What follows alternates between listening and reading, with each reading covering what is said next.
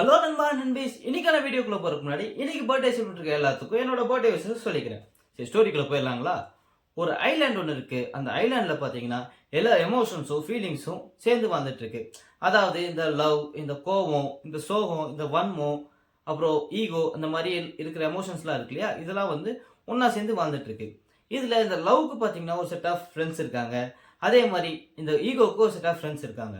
ஒரு நாள் அந்த ஐலாண்ட்ல ஒரு எரிமலை ஒன்று இருக்கு. அது வெடிச்சு சிதற போறதா எல்லாத்துக்கும் தெரிய வருது.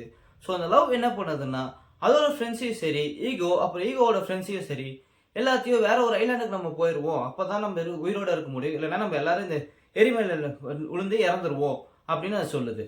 பட் இந்த ஈகோ என்ன சொல்லுதுன்னா, நான்லாம் நீ சொல்றதெல்லாம் கேட்க முடியாது. வேணும்னா மற்றவங்க வந்தா கூட்டிட்டு போ, நான்லாம் வரமாட்டேன் அப்படின்னு அந்த ஈகோ லவ் கிட்ட சொல்லிடுது.